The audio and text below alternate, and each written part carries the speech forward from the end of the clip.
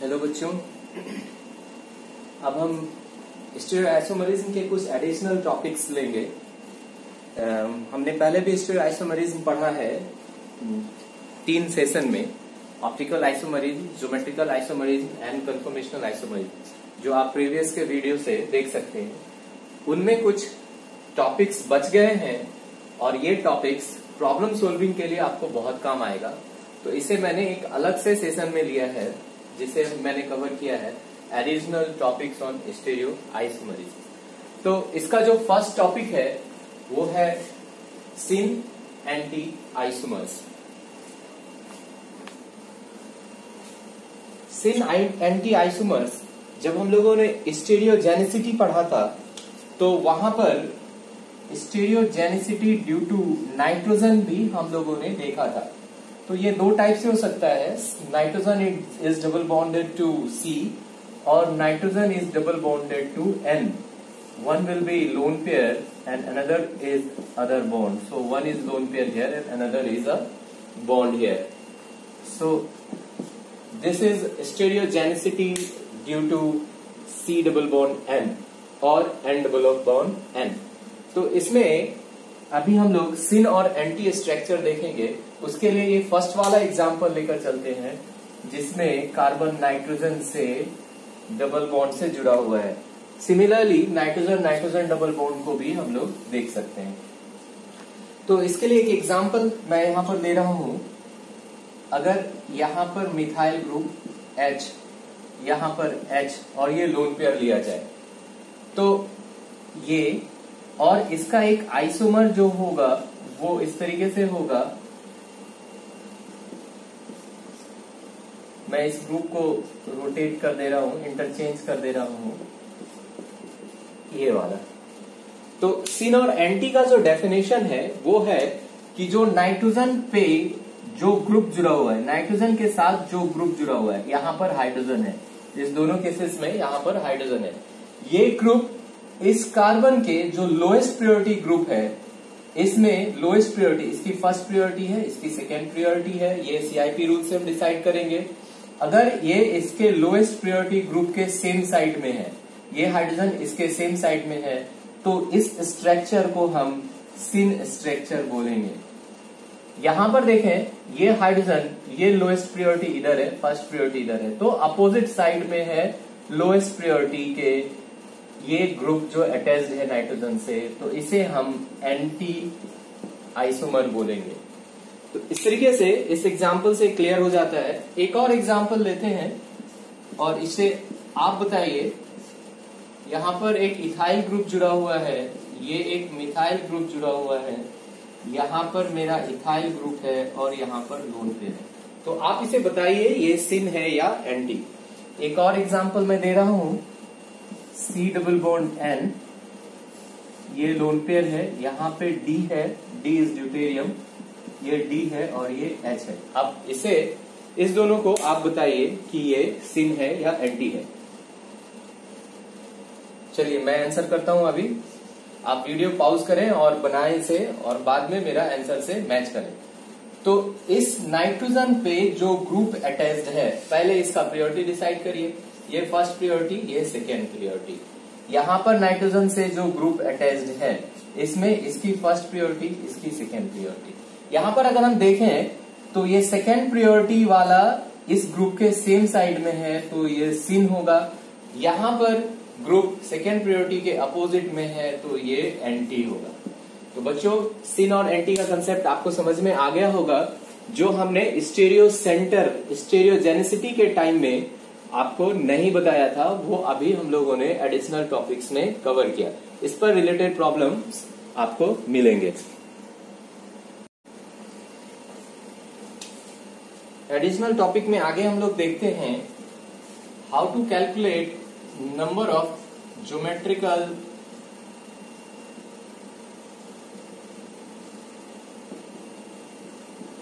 Isomers in pollens.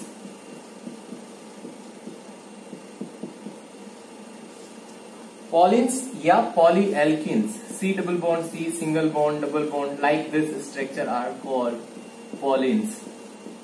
पॉलीएल्किन्स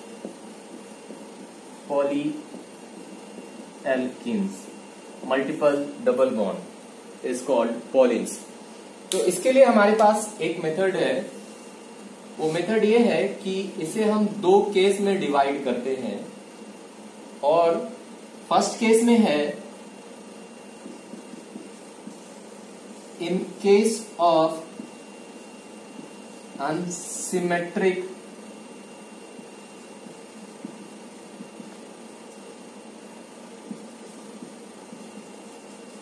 alkanes, that is R1 is not equals to R2।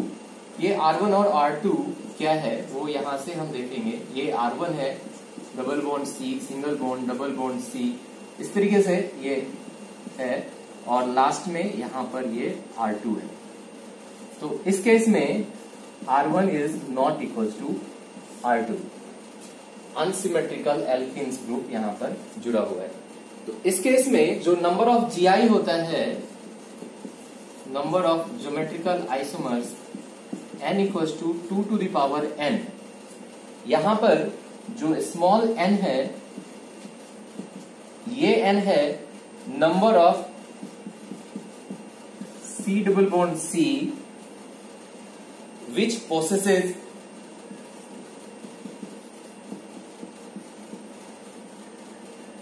GIs। कुछ ऐसे भी C double bond C होंगे जो कि ज्योमेट्रिकल आइसोमर्स शो नहीं करते होंगे, जैसे कि अगर यहां H और H ग्रुप हो, यहां सिंगल बॉन्ड है, ये डबल बॉन्ड है, यहां डबल बॉन्ड है, यहां सिंगल बॉन्ड है, तो इसमें सिर्फ ये ग्रुप और ये ग्रुप GI शो करेगा। यहां पर चूंकि A और B दोनों C डबल बॉन्ड से जुड़ा हुआ, A और B ग्रुप दोनों सेम हो गया, इसलिए ये carbon C double bond C GI show नहीं करेगा। तो यहां पे जो GI शो करने वाले ग्रुप हैं वो सिर्फ दो हैं, n इक्वल्स टू 2 है।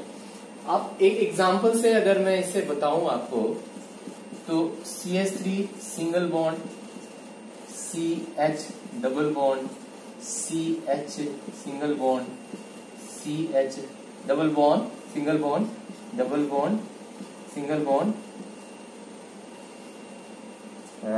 यहां हम लोग देखें double bond, single bond, double bond, single bond. अब इधर फिर से डबल बॉन्ड का चांस है, तो डबल बॉन्ड इधर CH और यहां पर मैं देता हूं C2H5।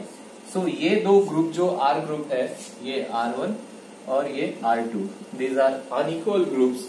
तो यहां पर जो n है वो 1, 2 और 3, सो n की वैल्यू 3 है, इसीलिए number of geometrical isomers equals to 2 to the power 3 equals to 8। ये यहां पर आंसर आएगा। केस 2 की बात करें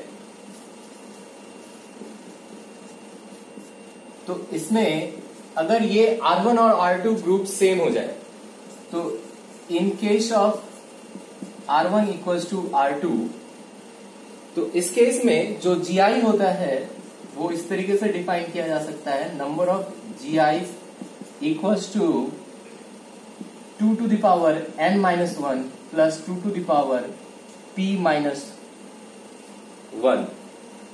यहां पर n सेम है, number of carbon carbon double bonds which possesses GIs, और p है यहां पर अगर n जो है वो इवन नंबर है, if n is even and if n is odd, तो n is even then p equals to n by 2, and if n is odd then p equals to n plus 1 by 2। बहुत easy है, शुरुआत में थोड़ा p और n में confusion लगेगा, tough लगेगा, लेकिन एग्जाम्पल अभी दूंगा वो बिल्कुल क्लियर हो जाएगा। तो इस केस में क्या है कि number of GI equals to 2 to the power n minus 1 plus 2 to the power p minus 1। यहां पर n आप पहले से जान रहे हैं जो यहां पर है, यानी double bond, number of C double bond C जो स्टेरियो जो ज्योमेट्रिकल आइसोमर शो करते हैं, और p है वो इवन नंबर ऑफ n के लिए और ऑड नंबर ऑफ n के लिए p P equal to n/2 और P इक्वल टू n+1/2 अलग अलग है। अब इसका अगर एक एग्जाम्पल हम देखें तो बहुत ही क्लियर हो जाएगा ये।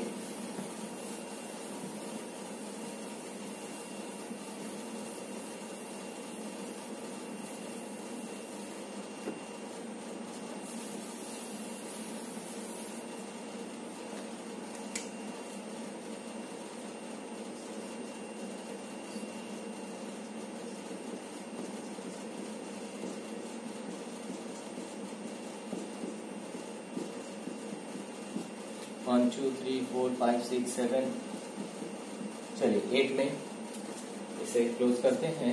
ये मेरा R1 है, ये मेरा R2 है। तो इस जगह पर दिख रहा है कि R1 इक्वल टू R2, दोनों एल्काइल ग्रुप जो जुड़ा हुआ है वो सिमेट्रिकल है।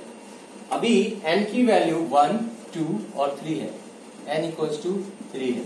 तो P का जो वैल्यू होगा, चूंकि n ऑड नंबर है, n चूंकि ऑड नंबर है जो कि यहाँ है, तो P का जो वैल्यू होगा वो n+1 डिवाइडेड बाई 2 होगा, यानी 3+1 डिवाइडेड बाई 2 क्योंकि 2 होगा। अब number of GIs can be calculated as 2 to the power n-1 plus 2 to the power p-1. So n is 3, so 3 minus 1 plus 2 minus 1, which is 2 to the power 2 plus 2 to the power 1. 2 to the power 2 is 4 and 2 to the power 1 is 2. So here 6 is your answer. तो ये काफी आसान हो जाता है number of geometrical isomers निकालने का इस टाइप के स्ट्रक्चर्स में, जिसे हम लोग पॉलिन्स बोलते हैं।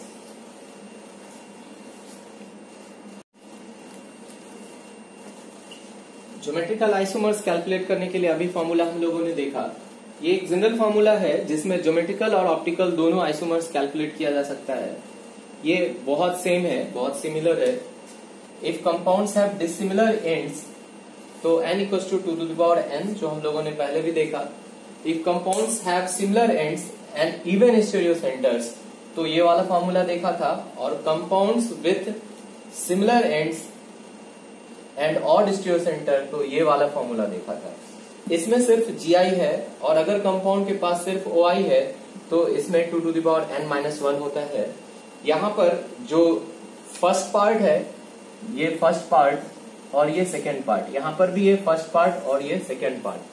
तो ये फर्स्ट पार्ट और सेकेंड पार्ट, अगर ऑप्टिकल आइसोमर्स की बात करेंगे हम, तो ऑप्टिकल आइसोमर्स में ये फर्स्ट पार्ट जो है वो नंबर ऑफ इनेंसियोमर्स देगा। अगर ये कैलकुलेशन हम ऑप्टिकल आइसोमर्स के लिए करें तो ये कैलकुलेशन में ये जो फर्स्ट पार्ट है ये नंबर ऑफ इनेंसियोमर्स देगा, और ये सेकेंड पार्ट जो है ये नंबर ऑफ मेसो कंपाउंड्स देगा। सिमिलरली यहाँ पर भी फर्स्ट पार्ट और सेकेंड पार्ट इनेंसियोमर्स और मेसो कंपाउंड देगा। इस तरीके से एक टफ प्रॉब्लम जिसमें number of enantiomers, number of geometrical isomers, total number of stereoisomers ये कैलकुलेट करना हो, इस तरीके से हम कर सकते हैं। और ये काफी आसान हो जाता है, जिसको कुछ प्रॉब्लम से आप क्लियर कर सकते हैं। ये काफी इंटरेस्टिंग टॉपिक है। कभी कभी कुछ क्वेश्चंस ऐसे आते हैं जिसमें कि एक आपको सॉहर्स स्ट्रक्चर देगा और दूसरा न्यूमैन स्ट्रक्चर देगा या फिशर स्ट्रक्चर देगा, इस तरीके से देगा। तो इसमें क्वेश्चन आता है कि एक कंपाउंड ये है, सिमिलर ये कंपाउंड है, तीसरा कंपाउंड ये है, इस तीनों का आपस में क्या रिलेशन है? क्या ये तीनों कंपाउंड सेम है, या ये इनेंसियोमर्स है, ये डायस्टीरियोमर्स है, या क्या है? तो इस तरीके का अगर आपके पास दोनों ऐसा ही स्ट्रक्चर हो तो आप बता देंगे इजीली, दोनों ऐसा ही स्ट्रक्चर हो तो भी आप बता देंगे, दोनों ऐसा ही स्ट्रक्चर हो तो भी आप बता देंगे। लेकिन अगर एक कंपाउंड इस स्ट्रक्चर में है, दूसरा इसमें है, या इस तरीके से दिया हुआ है, तो ये बताना मुश्किल हो जाता है कि ये दोनों कंपाउंड के बीच क्या रिलेशन है। तो यहाँ पर बहुत ही टैक्टफुल है कि हम लोग इसे इंटर कन्वर्जन और प्रोजेक्शन फॉर्मूला के थ्रू इंटर कन्वर्ट कर लें एक फॉर्मूला से दूसरे फॉर्मूला में, और फिर हम इसे देखें कि ये क्या रिलेशनशिप पोसेस करता है। तो इसके लिए जो इंटर कन्वर्जन और प्रोजेक्शन फॉर्मूला है, इसमें फर्स्ट हम पढ़ेंगे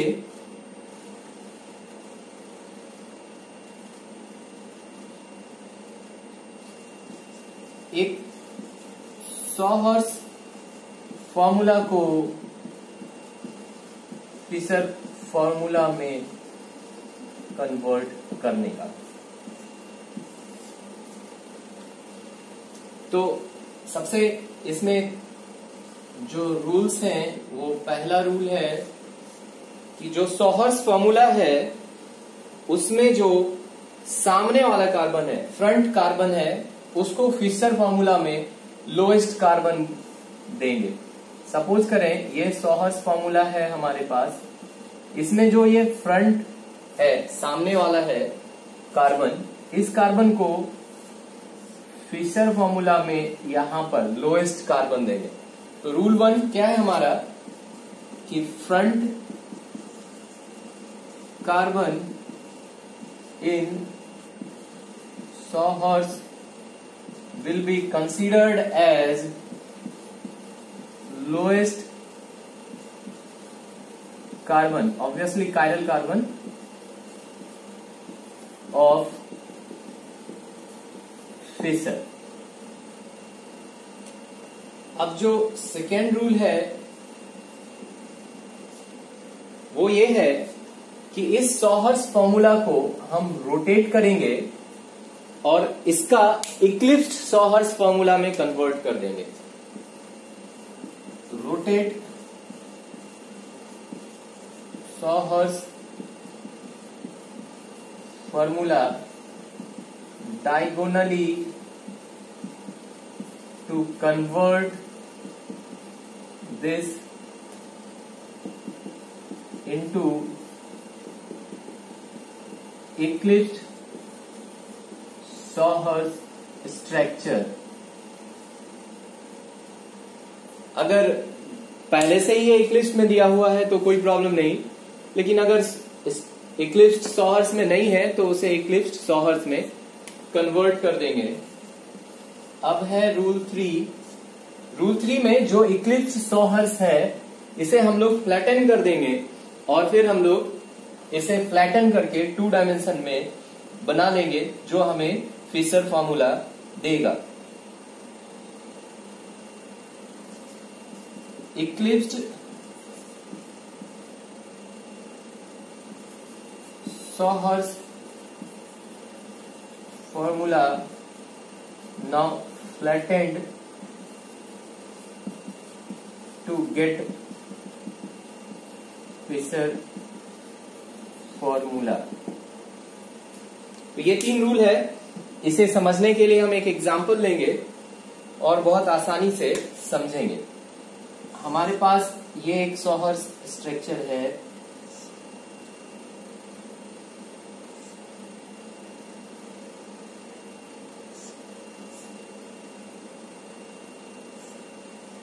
ये हमारे पास Cl है, ये OH है, ये CH3 है, यहाँ पर एक फिनाइल ग्रुप है, यहाँ पे एक ब्रोमीन ग्रुप है और यहाँ पर H है।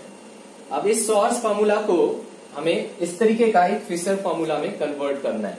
तो फर्स्ट रूल क्या है, वो है कि इस कार्बन को, जो फ्रंट में कार्बन है, इसे हम लोग इस फिशर फार्मूला के लोएस्ट कायरल कार्बन का जगह देंगे।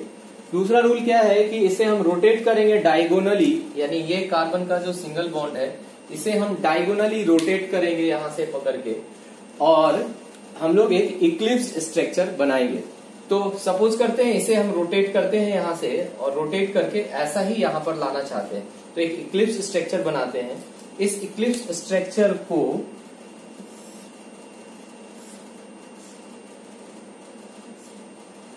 ये Cl, ये OH, तो इधर से रोटेट करना चाहें अगर हम तो, और ये रोटेशन जो है वो मिनिमम एंगल से होगा। यहां पर जो रोटेशन लिखा हुआ है रोटेट, तो रोटेट विथ मिनिमम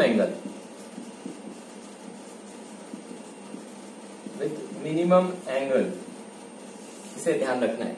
तो अभी अगर हम इसे रोटेट करते हैं तो ये बी आर जो है वो इस सीएल के पास आएगा, इस तरीके से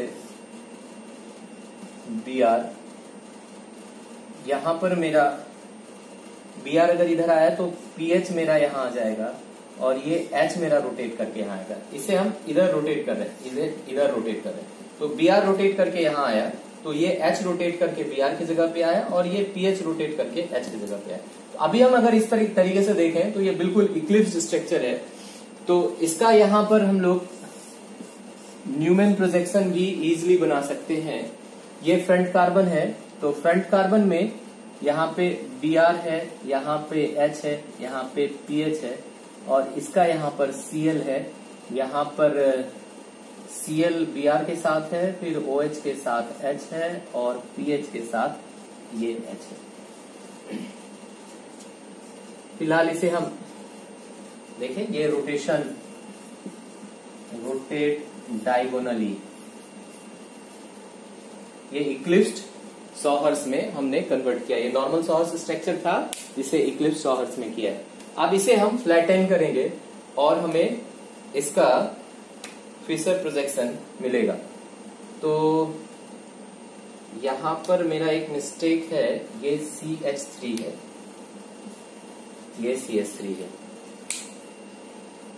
तो फिशर प्रोजेक्शन जब बनाते हैं तो इस तरीके से फिशर प्रोजेक्शन बनाएंगे। ये वर्टिकल लाइन पर CH3, ये वर्टिकल लाइन पे पीएच और ये मेरा लेफ्ट साइड है। अभी आप देखें इस डायगोनल के ये लेफ्ट ज्यादा लेफ्ट है, ये कम लेफ्ट है, ये इस साइड लेफ्ट है, यहाँ पर OH, ये थोड़ा राइट है, ये इधर राइट करते हैं। इसमें ये लेफ्ट H है और ये राइट इधर BR है। तो इस तरीके से इसका हम फिशर फॉर्मूला मिल जाता है। तो ये काफी आसान हो जाता है फिर बताना एक स्ट्रक्चर से दूसरे स्ट्रक्चर में। अब अगर सपोज करते हैं क्वेश्चन हमारा ये दिया हो, ये एक स्ट्रक्चर हो और ये स्ट्रक्चर हो और ये दो स्ट्रक्चर देकर हमें पूछा गया कि what is the relation between these two, तो जब तक हम इस स्ट्रक्चर को कन्वर्ट नहीं करेंगे इसमें, तो हमें बता पाना ये मुश्किल होगा कि ये दोनों सेम स्ट्रक्चर है या आइसोमर है या कुछ और रिलेशनशिप इसमें है या नहीं।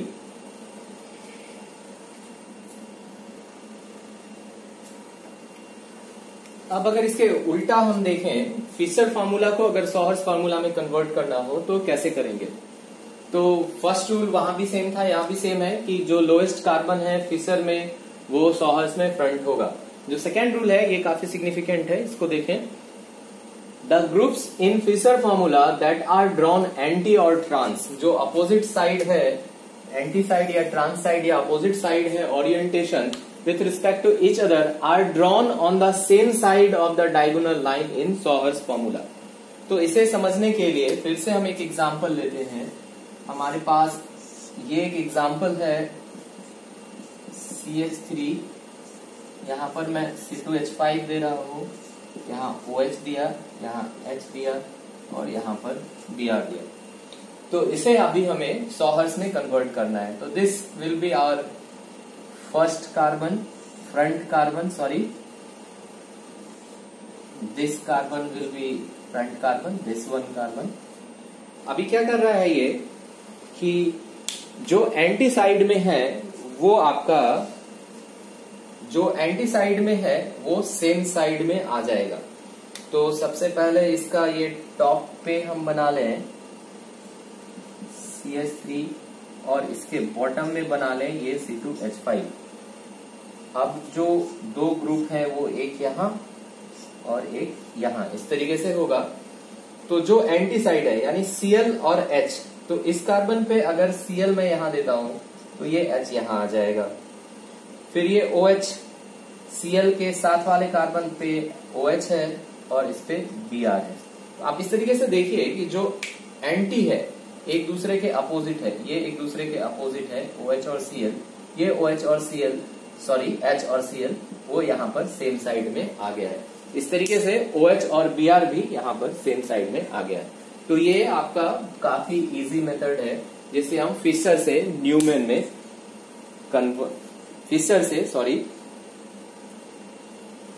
सॉहर्स फॉर्मूला में कन्वर्ट कर सकते हैं।